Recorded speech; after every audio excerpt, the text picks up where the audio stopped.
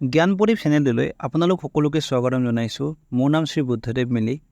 আজিৰ এই ভিডিঅ'টোত জানুৱাৰী মাহৰ পৰা আগষ্ট মাহৰ ভিতৰত যিমানবোৰ এক্সামৰ কাৰণে দৰকাৰী কাৰেণ্ট এফেয়াৰ্ছ সেই সকলোবোৰ ডিছকাছ কৰিম।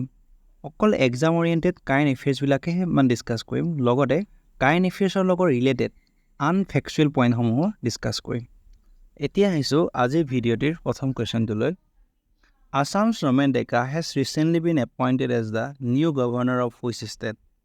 Recently, Assamor Raman Deka কোনখন ৰাজ্যৰ নতুন ৰাজ্যপাল হিচাপে নিযুক্তি দিয়া হৈছে? কাৰেক্ট এনচাৰটো হ'ব অপশ্যন এ ছত্তীশগড়। লগতে মনত ৰাখিব লাগিব যে ছত্তীশগড়ৰ কেপিটেল হৈছে ৰায়পুৰ আৰু ৰমেন ডেকাৰ ঘৰ হৈছে শুৱালকুছিত।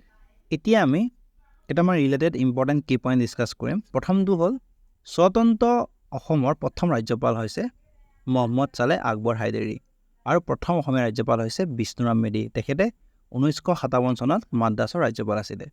এই যোনটো কুৱেশ্যনটো এই পইণ্ট দুটা অলপ উল্টা পুল্টা হ'ব পাৰে যে প্ৰথম অসমীয়া ৰাজ্যপাল বুলি ক'লে তাৰ এনচাৰটো হ'ব বিষ্ণুৰাম মেধি আৰু অসমৰ প্ৰথম ৰাজ্যপাল বুলি ক'লে তাৰ এনচাৰটো হ'ব মহম্মদ চালে আকবৰ হাইদেৰী। আৰু বৰ্তমান অসমৰ ৰাজ্যপাল হৈছে লক্ষ্মণ প্ৰসাদ আচাৰ্য। তেখেত 28 সংখ্যক ৰাজ্যপাল আৰু তেখেতৰ পূৰ্বে ৰাজ্যপাল আছিলে গোলাপ চন্দ্ৰ কাটাৰিয়া। এইটো এক্সামৰ কাৰণে দৰকাৰী হয়। লগতে মনত ৰাখিব লাগিব যে ৰাজ্যপালজন হৈছে ৰাজ্য এখনৰ সাংবিধানিক মুৰব্বী আৰু ৰাজ্যপাল হৈছে ৰাজ্য এখনৰ প্ৰথম ব্যক্তি। ৰাজ্যপালক প্ৰেছিডেণ্টে 5 ইয়েৰ্ছৰ কাৰণে এপইণ্ট কৰে।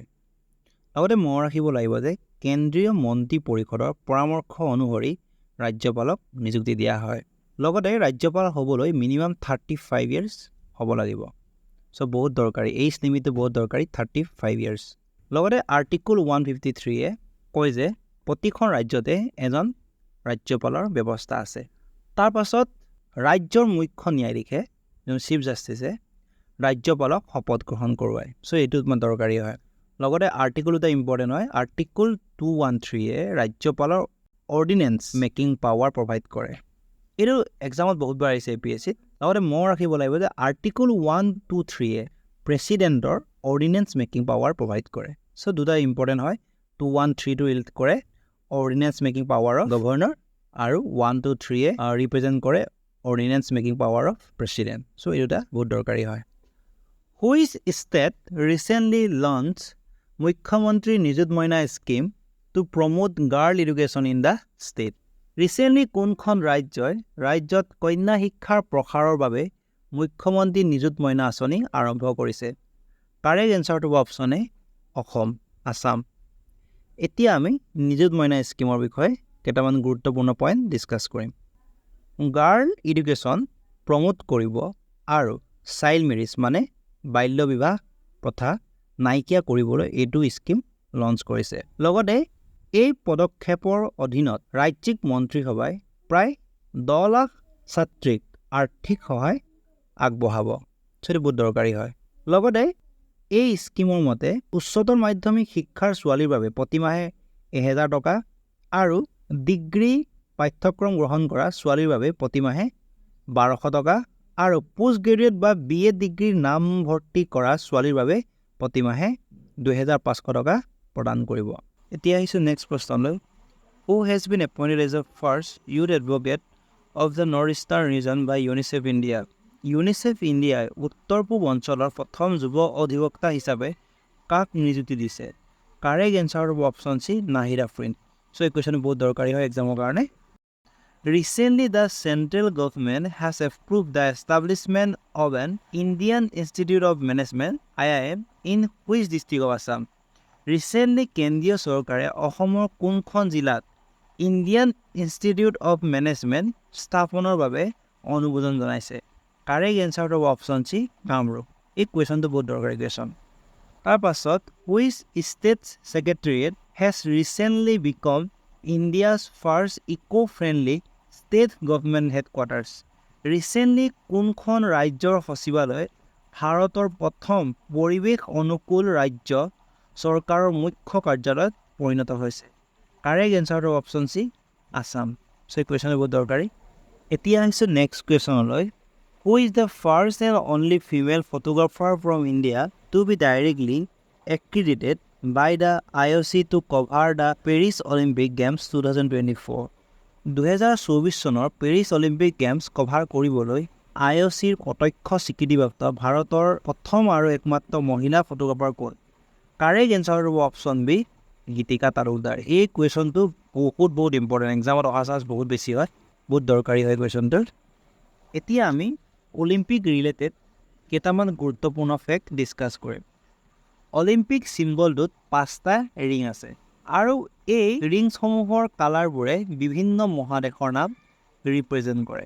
চ' নীলা ৰঙে ৰিপ্ৰেজেণ্ট কৰে ইউৰোপ, হালধীয়াই এছিয়া, কলা ৰঙে আফ্ৰিকা, সেউজীয়া ৰঙে ওচেনিয়া বা অষ্ট্ৰেলিয়া আৰু ৰঙা ৰঙে USA ৰিপ্ৰেজেণ্ট কৰে। চ' এই কুৱেশ্যনটো এক্সামত আহিছে যে অলিম্পিকৰ চিম্বলত কোনকেইটা কালাৰ থাকে বা কেইটা ৰিং থাকে আৰু কালাৰসমূহে কি ৰিপ্ৰেজেণ্ট কৰে, তেনেকৈ আহিছে।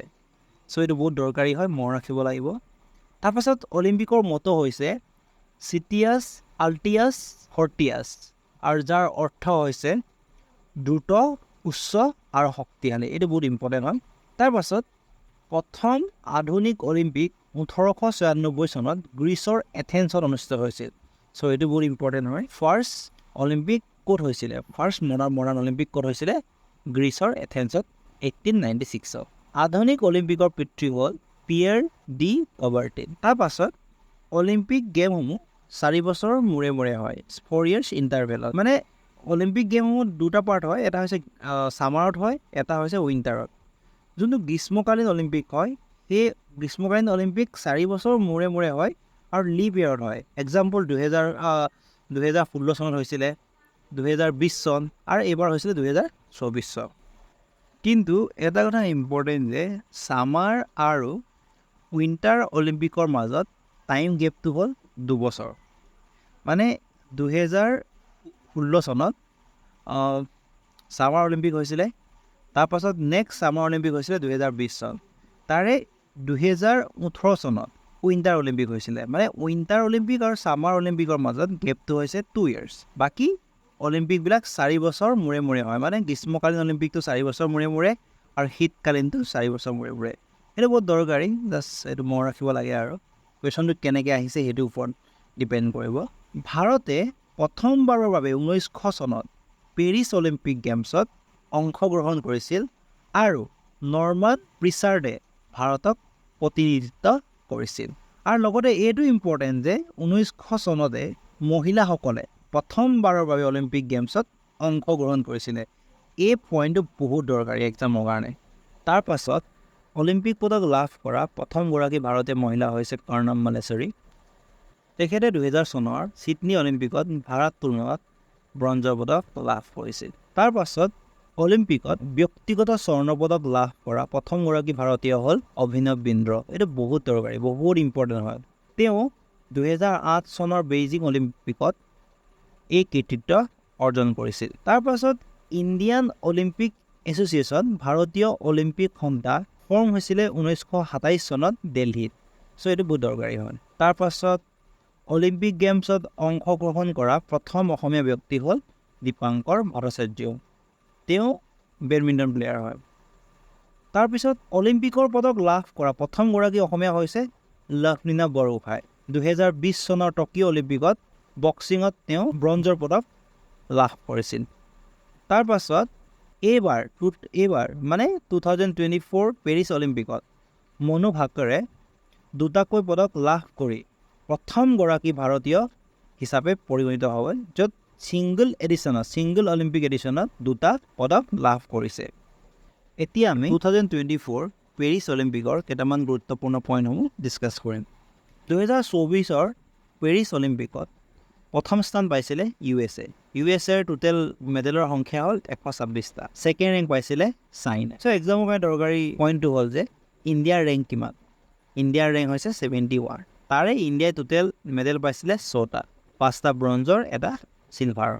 তাৰপাছত ভাৰতৰ হৈ প্ৰথম পদক লাভ কৰিছিলে মনু ভাকৰে। চ' মনু ভাকৰে 10 মিটাৰ এয়াৰ পিষ্টলত ব্ৰঞ্জৰ মেডেল লাভ কৰিছিল। লগতে তেওঁ অলিম্পিকত শ্বুটিঙত পদক লাভ কৰা প্ৰথমগৰাকী ভাৰতীয় মহিলা হিচাপে পৰিগণিত হয়। লগতে মনত ৰাখিব লাগিব যে 2020 টকিঅ' অলিম্পিকত জেভলিনত সোণৰ পদক লাভ কৰা নীৰাজ চোপ্ৰাই 2024 পেৰিছ অলিম্পিকত ৰূপৰ পদক লাভ কৰে। জেভলিনত স্বৰ্ণ পদক লাভ কৰিছিল পাকিস্তানৰ আৰছাদ নাদিমে। চ' এই পইণ্টটো বহুত ইম্পৰ্টেণ্ট। তাৰপাছত আমি মনত ৰাখিব লাগিব যে 2026 উইণ্টাৰ অলিম্পিক হ'ব ইটালীত। আটাইতকৈ ইম্পৰ্টেণ্ট 2028 ছামাৰ অলিম্পিক হ'ব লছ এঞ্জেলিছ USA। চ' এইটো বহুত দৰকাৰী। চ' এক্সামৰ পাৰ্পছৰ কাৰণে 2028 অলিম্পিক ক'ত হ'ব সেইটো বহুত দৰকাৰী, USA হ'ব। আৰু 2028 ছামাৰ অলিম্পিকত নিউলি কেইটামান স্পৰ্টছ এড হ'ব। সেইটো হৈছে baseball, cricket, flag football, lacrosse and squash. So' এইটো বহুত দৰকাৰী হয়। চ' এক্সামৰ কাৰণে বহুত ইম্পৰ্টেণ্ট এইটো। APSC হওক, গ্ৰেড 3, গ্ৰেড 4 হওক, সকলো এক্সামৰ কাৰণে ইম্পৰ্টেণ্ট। তাৰপাছত 2030 চনৰ উইণ্টাৰ অলিম্পিক হ'ব ফ্ৰান্সত, 2032 চনত অষ্ট্ৰেলিয়াত আৰু 2034 চনত চল্ট লেক চিটি USAত হ'ব। এতিয়া আহিছে নেক্সট কুৱেশ্যনলৈ। Who has been appointed by the Assam government as the chairman of 7th state finance commission? সপ্তম ৰাজ্যিক বিত্ত আয়োগৰ অধ্যক্ষ হিচাপে অসম চৰকাৰে কাক নিযুক্তি দিছে? কাৰেক্ট এনচাৰটো option A, Rana Pratap Kalita. So' এইটো বহুত ইম্পৰ্টেণ্ট হয়, এক্সামৰ কাৰণে দৰকাৰী হয়। তাৰপাছত who has recently been appointed as chief justice of Guwahati high court? ৰিচেণ্টলি গুৱাহাটী উচ্চ ন্যায়ালয়ৰ মুখ্য ন্যায়াধীশ হিচাপে কাক নিযুক্তি দিয়া হৈছে? কাৰেক্ট এনচাৰটো হ'ব অপশ্যন বি, বিজয় বিষ্ণই। এতিয়া আমি এক্সামৰ কাৰণে দৰকাৰী কেইটামান গুৰুত্বপূৰ্ণ পইণ্ট ডিছকাছ কৰিম। গুৱাহাটী হাইকোৰ্টৰ অৰিজিনেল নাম হৈছে high court of Assam and Nagaland. 1971 পৰা এই হাইকোৰ্টখনৰ নাম গুৱাহাটী হাইকোৰ্ট ৰখা হয়। চ' এইটো বহুত দৰকাৰী হয়। তাৰপাছত গুৱাহাটী উচ্চ ন্যায়ালয়ৰ অধীনস্থ ৰাজ্যসমূহ হ'ল অসম, মেঘালয়, মণিপুৰ, নাগালেণ্ড, ত্ৰিপুৰা, অৰুণাচল আৰু মিজোৰাম। চ' এইটো বহুত ইম্পৰ্টেণ্ট, এক্সামৰ কাৰণে বহুত দৰকাৰী হয়। এই গোটেইকেইটা নাম মনত ৰাখিব লাগিব। মানে গুৱাহাটী হাইকোৰ্টৰ জুৰিডিকশ্যনত পৰে অসম, মেঘালয়, মণিপুৰ, নাগালেণ্ড, ত্ৰিপুৰা, অৰুণাচল আৰু মিজোৰাম। লগতে RF লটছ হ'ল অসম উচ্চ ন্যায়ালয়ৰ প্ৰথম মুখ্য ন্যায়াধীশ। সেইটো বহুত দৰকাৰী হয়। লগতে গুৱাহাটী উচ্চ ন্যায়ালয়ৰ প্ৰথম অসমীয়া ন্যায়াধীশ হৈছে হলিৰাম ডেকা। চ' এক্সাম পইণ্ট অফ ভিউ বহুত ইম্পৰ্টেণ্ট। আৰু গুৱাহাটী উচ্চ ন্যায়ালয়ৰ প্ৰথমগৰাকী মহিলা ন্যায়াধীশ হৈছে মীৰা শৰ্মা। চ' এইটো এক্সামৰ কাৰণে বহুত দৰকাৰ। লগতে হাইকোৰ্টৰ জাজ হ'বৰ কাৰণে মেক্সিমাম এজ হৈছে 62। হাইকোৰ্টৰ মুখ্য ন্যায়াধীশক প্ৰেছিডেণ্টে এপইণ্ট কৰে। চ' এইটো মনত ৰাখিব লাগিব, এক্সামৰ কাৰণে দৰকাৰী। লগতে ইণ্ডিয়াত টোটেল 25টা হাইকোৰ্ট আছে। চ' এইটো বহুত ইম্পৰ্টেণ্ট। এই নাম্বাৰছটো বহুতবাৰ আহিছে এক্সামত, সুধিছে যে ভাৰতত হাইকোৰ্ট কেইটা আছে? 25টা। আটাইতকৈ অল্ডেষ্ট হাইকোৰ্টটোৰ নাম হৈছে কলকাতা হাইকোৰ্ট। আন্দামান নিকোবৰ আইলেণ্ড আৰু ৱেষ্ট বেংগল এই হাইকোৰ্টৰ অধীনস্থ। চ' APSC এক্সামত অহা দেখা গৈছে যে আন্দামান এণ্ড নিকোবৰ আইলেণ্ড কোনখন হাইকোৰ্টৰ অধীনস্থ? তাৰ এনচাৰটো হ'ব কলকাতা হাইকোৰ্ট। তাৰপাছত আৰ্টিকল 124 সুপ্ৰিম কোৰ্টৰ এষ্টাব্লিছমেণ্টৰ বিষয়ে আলোচনা কৰে। সুপ্ৰিম কোৰ্টক সংবিধানৰ ৰক্ষক বুলিও জনা যায়। আৰু ভাৰতৰ মুখ্য ন্যায়াধীশ হৈছে ভাৰতৰ উচ্চতম ন্যায়ালয়ৰ মুৰব্বী। সুপ্ৰিম কোৰ্টত 34টা জাজ আছে, ইনক্লুডিং চিফ জাষ্টিছ। চ' এইটো এক্সামৰ কাৰণে বহুত দৰকাৰী যে সুপ্ৰিম কোৰ্টত জাজৰ নাম্বাৰ কেইটা? 34টা। ভাৰতৰ মুখ্য ন্যায়াধীশ আৰু উচ্চতম ন্যায়ালয়ৰ ন্যায়াধীশসকলক ভাৰতৰ ৰাষ্ট্ৰপতিয়ে নিযুক্তি দিয়ে। চ' এইটো এক্সামৰ কাৰণে বহুত দৰকাৰী। এতিয়া কাৰেণ্ট চিফ জাষ্টিছ কোন হয়? সুপ্ৰিম কোৰ্টৰ চিফ জাষ্টিছ কোন হয় বা ভাৰতৰ মুখ্য ন্যায়াধীশ কোন এতিয়া? তাৰ এনচাৰটো হৈছে ধনঞ্জয়া য়েশৱন্ত চন্দ্ৰচূড়। তেখেত 50 সংখ্যক চিফ জাষ্টিছ। আৰু ইণ্ডিয়াৰ ফাৰ্ষ্ট চিফ জাষ্টিছ কোন আছিল? সেইটো এক্সামৰ কাৰণে বহুত দৰকাৰী। তাৰ এনচাৰটো হ'ব হৰিলাল জে কানিয়া। চ' এইটো বহুত ইম্পৰ্টেণ্ট। আৰু ফাতিমা বিবি ভাৰতৰ উচ্চতম ন্যায়ালয়ৰ প্ৰথম মহিলা ন্যায়াধীশ।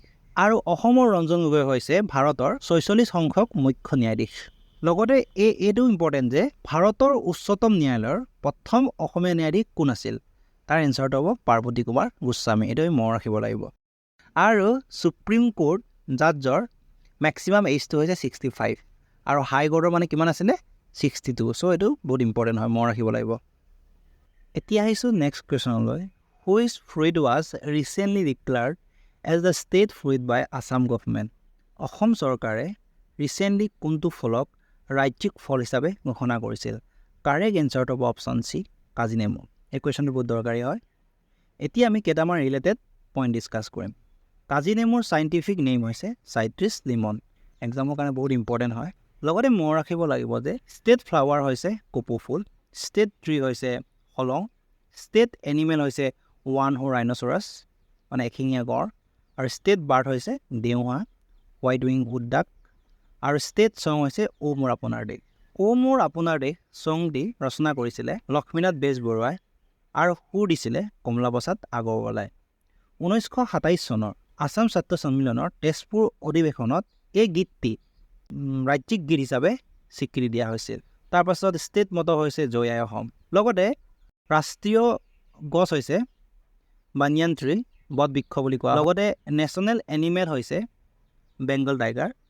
1972 18 নৱেম্বৰৰ পৰা ভাৰতৰ ৰাষ্ট্ৰীয় পশু হিচাপে মৰ্যাদা দিয়া হৈছে বেংগল টাইগাৰক। লগতে নেশ্যনেল ফ্ৰুইটছ হৈছে মেংগো, আৰু নেশ্যনেল ফ্লাৱাৰ হৈছে লটাছ, আৰু নেশ্যনেল বাৰ্ড হৈছে পিকক। চ' মৰা চৰাইক 1963 চনৰ 31 জানুৱাৰীৰ পৰা ভাৰতৰ ৰাষ্ট্ৰীয় পক্ষী হিচাপে স্বীকৃতি দিয়া হৈছে। তাৰপাছত নেশ্যনেল ছং হৈছে বন্দে মাতৰম। চ' বন্দে মাতৰম গীতটি ৰচনা কৰিছিলে বংকিম চন্দ্ৰ চেটাৰ্জীয়ে। তাৰপাছত নেশ্যনেল এন্থেম হৈছে জন গণ মন। ৰবীন্দ্ৰনাথ ঠাকুৰৰ দ্বাৰা ৰচিত জন গণ মন শীৰ্ষক গীতটি 52 ছেকেণ্ডৰ কাৰণে গোৱা হয়। লগতে নেশ্যনেল একুৱেটিক এনিমেল হৈছে গংগেটিক ডলফিন। ভাৰত চৰকাৰে 2009 চনৰ 5 অক্টোবৰত শিশুক ডলফিনক ৰাষ্ট্ৰীয় জলজ প্ৰাণী হিচাপে স্বীকৃতি দিছিল। তাৰপাছত recently where was the 125 foot statue of Lachit Borphukan unveiled? Recently 125 foot উচ্চতাৰ লাচিত বৰফুকনৰ প্ৰতিমূৰ্তি ক'ত উন্মোচন কৰা হৈছিল? কাৰেক্ট এনচাৰটো অপশ্যন চি, যোৰহাট। তাৰপাছত আমি মনত ৰাখিব লাগিব যে 125 ফুট উচ্চতাৰ ব্ৰঞ্জৰ লাচিতৰ এই প্ৰতিমূৰ্তি প্ৰধানমন্ত্ৰী নৰেন্দ্ৰ মোদীয়ে উন্মোচন কৰিছিল, আৰু এই প্ৰতিমূৰ্তিটোৰ নাম হৈছে ষ্টেচু অফ ভেল'ৰ। চ' এইটো বহুত দৰকাৰী হয়। লগতে এই ষ্টেচু ডিজাইন কৰিছিলে ৰাম ভানজী চুতাৰে, ৰাম চুতাৰ, আৰু এই ষ্টেচুৰ হাইট আছিলে 84 ফিট। লগতে যদি পেডেষ্টেলটো মানে চাওঁ, পেডেষ্টেলৰ হাইট আছিলে 41 ফিট, টোটেল 125 ফুট। অ'কে, তাৰপাছত ৰাম ভানজী চুতাৰে লগতে ৱৰ্ল্ডৰ আটাইতকৈ তলেষ্ট ষ্টেচু ডিজাইন কৰিছিলে, তাৰ নামটো হ'ল statue of unity. So' statue of ইউনিটিৰ ওচৰৰ নদীখনৰ কথা আহে, কোনখন ৰিভাৰ আছে? সেইটো হৈছে নৰ্মদা ৰিভাৰ। আৰু কোনটো মানে ডেম আছে? চৰ্দাৰ সৰোবৰ ডেম আছে। আৰু এই ষ্টেচুৰ টোটেল হাইট হৈছে 182 ফিট। এতিয়া আহিছোঁ নেক্সট কুৱেশ্যনলৈ। Who was honoured with Assam's high civilian award Assam Bhairav 2023? অসমৰ সৰ্বোচ্চ অসামৰিক বঁটা অসম ভৈৰৱ 2023ৰে কাক সন্মানিত কৰা হৈছিল? কাৰেক্ট এনচাৰটো অপশ্যন চি, ৰঞ্জন গগৈ। এতিয়া আমি অসম ভৈৰৱ এৱাৰ্ডৰ বিষয়ে কেইটামান গুৰুত্বপূৰ্ণ পইণ্ট ডিছকাছ কৰিম। অসমৰ সৰ্বোচ্চ অসামৰিক বঁটা হৈছে অসম ভৈৰৱ, আৰু এই বঁটা 2021 চনৰ 2 ডিচেম্বৰত মাননীয় মুখ্যমন্ত্ৰী হিমন্ত বিশ্ব শৰ্মাই অসম দিৱস উপলক্ষে আনুষ্ঠানিকভাৱে ঘোষণা কৰিছিল। তাৰপাছত এক্সামৰ কাৰণে দৰকাৰী পইণ্টটো হ'ল যে প্ৰথম অসম ভৈৰৱ এৱাৰ্ড কোনে পাইছিলে? 2021ত প্ৰথম অসম ভৈৰৱ এৱাৰ্ড প্ৰদান কৰা হৈছিলে, আৰু সেই বঁটা পাইছিলে ৰতন টাটাই।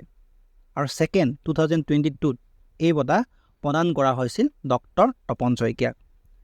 আৰু লেটেষ্ট 2023ত এই বঁটা প্ৰদান কৰা হৈছিল ৰঞ্জন গগৈক। তাৰপাছত which of the following from Assam has recently receive geographical indication tag? অসমৰ তলৰ কোনটোৱে শেহতীয়াকৈ ভৌগোলিক সূচক মানে GI টেগ লাভ কৰিছে? কাৰেক্ট এনচাৰটো option A, mask making and manuscript painting. So' এইটো বহুত দৰকাৰী হয়, এক্সামৰ কাৰণে বহুত দৰকাৰী, চাব লাগিব। লগতে মনত ৰাখিব লাগিব যে ইণ্ডিয়াৰ ফাৰ্ষ্ট GI টেগ লাভ কৰিছে দাৰ্জিলিং টিয়ে 2004ত। চনটো ইম্পৰ্টেণ্ট আৰু নামটো ইম্পৰ্টেণ্ট। তাৰপাছত অসমৰ ফাৰ্ষ্ট GI টেগ লাভ কৰিছে মুগা চিল্ক 2007ত। লগতে কেইটামান প্ৰডাক্ট আছে অসমৰ যোনটোৱে GI টেগ লাভ কৰিছে, সেইকেইটা হ'ল কাজি নেমু 2019ত লাভ কৰিছে, তাৰ বকা চাউল এইটো ইম্পৰ্টেণ্ট, চকুৱা চাউল এইটো মনত ৰাখিব লাগিব, আছাম টি 2008ত লাভ কৰিছিলে, তাৰপৰা তেজপুৰ লিচি, গামোচা এইটো ইম্পৰ্টেণ্ট 2022ত লাভ কৰিছিলে, তাৰপাছত জুৰিমা সেইটো বহুত ইম্পৰ্টেণ্ট, এইটো হৈছে ডিমাছাৰ ট্ৰেডিশ্যনেল ৱাইন হয়, টাৰ্মছটো বহুত ইম্পৰ্টেণ্ট হয়, মনত ৰাখিব লাগিব। তাৰপৰা কাৰ্বি আংলং জিঞ্জাৰ, কাৰ্বি আংলঙৰ আদাও GI টেগ লাভ কৰিছে, এইটো বহুত দৰকাৰী হয়। এতিয়া এইটো কথা মনত ৰাখিব লাগিব যে 2024ত অসমৰ প্ৰায় 19টা ট্ৰেডিশ্যনেল প্ৰডাক্টে GI টেগ লাভ কৰিছে, তাৰে বড়ো কমিউনিটিৰ 13টা প্ৰডাক্ট আছে। আৰু কেইটামান ইম্পৰ্টেণ্ট প্ৰডাক্ট হ'ল যোনটোৱে GI টেগ লাভ কৰিছে, সেইকেইটা হৈছে আছাম জাপি, বিহু ঢোল, তাৰপাছত আছামৰ পানী মেটেকা ক্ৰেফ্ট, তাৰপৰা চৰ্তেবাৰী মেটেল ক্ৰেফ্ট আৰু মিচিঙৰ হেণ্ডলুম প্ৰডাক্ট। এইকেইটা গোটেই ইম্পৰ্টেণ্ট, নামকেইটা জাষ্ট ওপৰে এক্সামৰ আগত চালে হৈ যাব। এতিয়া আহিছোঁ নেক্সট কুৱেশ্যনলৈ। দ্য মুখ্যমন্ত্ৰী Mahila Udyamita Abhiyan recently in news and launch by Assam government primarily aims to achieve which of the following objectives. Mukhyamantri Mahila Udyamita অভিযানৰ মূল লক্ষ্য কি? কাৰেক্ট এনচাৰটো option B, empower rural women entrepreneurs, মানে গাঁৱৰ যোনটো গ্ৰাম্য মহিলা উদ্যোগীসকলক সবলীকৰণ কৰা। এইটো বহুত দৰকাৰী হয় এক্সামৰ কাৰণে। তাৰপাছত who is the author of recently launch book Assam's brave heart Lachit Borphukan. Recently launch কৰা আছাম ব্ৰেভ হাৰ্ট লাচিত বৰফুকন বুকখনৰ অথৰ কোন? কাৰেক্ট এনচাৰটো অপশ্যন বি, অৰূপ কুমাৰ দত্ত। এই কুৱেশ্যনটো বহুত ট্ৰেণ্ডিং কুৱেশ্যন হয়, বহুত দৰকাৰী কুৱেশ্যন হয় ইম্পৰ্টেণ্ট এক্সামৰ কাৰণে। তাৰপাছত who became the first Indian male lifter to win a gold medal in the IWF world youth championship 2024 in Lima, Peru. Peru লিমাত অনুষ্ঠিত IWF বিশ্ব যুৱ চেম্পিয়নশ্বিপ 2024ত সোণৰ পদক লাভ কৰা প্ৰথমজন ভাৰতীয় পুৰুষ লিফটাৰ কোন? কাৰেক্ট এনচাৰটো হ'ব অপশ্যন বি, বেদব্ৰত ভৰালী। এই কুৱেশ্যনটো বহুত দৰকাৰী হয়। তাৰপাছত which cricketer from Assam has been selected for the Indian team for the T20 series against Zimbabwe. জিম্বাবৱেৰ বিৰুদ্ধে T20 শৃংখলাৰ বাবে ভাৰতীয় দলৰ অসমৰ কোনজন ক্ৰিকেটাৰে নিৰ্বাচিত হৈছে? কাৰেক্ট এনচাৰটো হ'ব অপশ্যন এ, ৰিয়ান পৰাগ। নহ'লে কুৱেশ্যনটো এনেকৈও আহিব পাৰে যে ৰিয়ান পৰাগে কাৰ বিৰুদ্ধে প্ৰথমখন ইণ্টাৰনেশ্যনেল মেটছ খেলিছিলে? তাৰ এনচাৰটো হ'ব জিম্বাবৱে। আৰু এইটো মনত ৰাখিব লাগিব যে জিম্বাবৱেৰ ৰাজধানী হৈছে হাৰাৰে। তাৰপাছত according to the state budget presented by the Assam government, how many devotees will be facilitated to visit the Ram temple in Ayodhya this year under the Punya Tirtha যোজনা। অসম চৰকাৰে দাখিল কৰা ৰাজ্যিক বাজেট অনুসৰি পূৰ্ণ তীৰ্থ যোজনাৰ অধীনত এইবাৰ অযোধ্যাৰ ৰাম মন্দিৰ পৰিদৰ্শন কৰিবলৈ কিমানজন ভক্তক সুবিধা প্ৰদান কৰা হ'ব? এই কুৱেশ্যনটো বহুত দৰকাৰী হয়, মনত ৰাখিব লাগিব। কাৰেক্ট এনচাৰটো হ'ব অপশ্যন ডি, 25,000। এইটো বহুত important. Which of the following is correct about Lakhpati Baideu scheme? লাখপতি বাইদেউ আঁচনিৰ বিষয়ে তলৰ কোনটো শুদ্ধ? কাৰেক্ট এনচাৰটো হ'ব option D, all of the above. এই স্কিমৰ বিষয়ে আমি মনত ৰাখিব লাগিব যে এই স্কিম লঞ্চ কৰিছিলে আছাম গভৰ্ণমেণ্টে। এইটো বহুত দৰকাৰী। লগতে এই স্কিমৰ প্ৰধান উদ্দেশ্য বা লক্ষ্য হৈছে যে 40 লাখ মহিলা আত্মসহায়ক গোটৰ সদস্যক গ্ৰাম্য ক্ষুদ্ৰ উদ্যোগী হিচাপে গঢ়ি তোলা। এইটো বহুত দৰকাৰী। তাৰপাছত which of the following was not honoured with Assam Saurav award 2024? 2024 বৰ্ষৰ অসম সৌৰভ বঁটাৰে তলৰ কোনজন ব্যক্তিক সন্মানিত কৰা হোৱা নাছিল? কাৰেক্ট এনচাৰটো হ'ব অপশ্যন চি, লভলীনা বৰগোহাঁই।